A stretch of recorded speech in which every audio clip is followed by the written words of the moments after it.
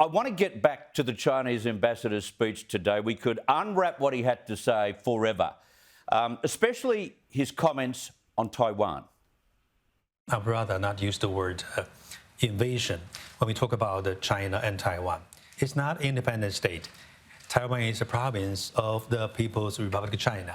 When compelled, we are ready to use all necessary means. As to what does it mean by all necessary means, you can use your imagination.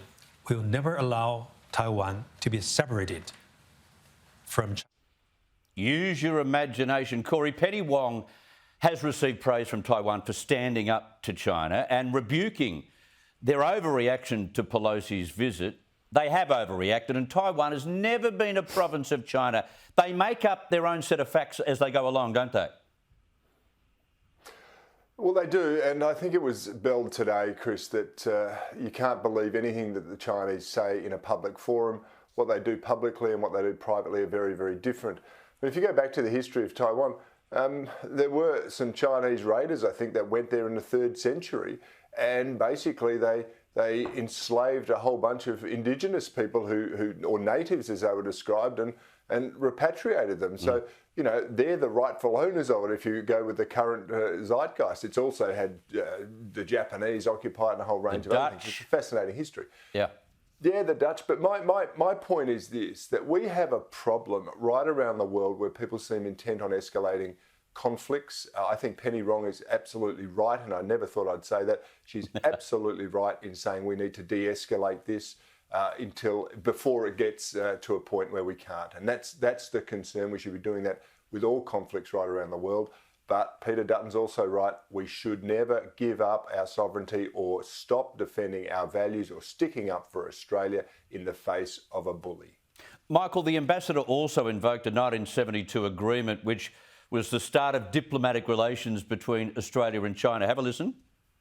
As is clearly stated in the 1972 joint communique between China and Australia, here I quote, "The Australian government recognizes the government of the People's Republic of China as the sole legal government of China."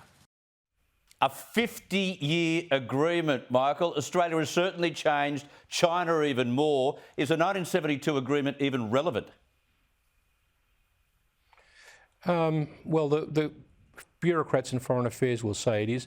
I was there at the Taiwanese election where President Xiao got re-elected, Chris, and the palpable support of people in Taiwan and Taipei, 24 million people for democracy, for civil rights, for the right to freedom of religion and assembly.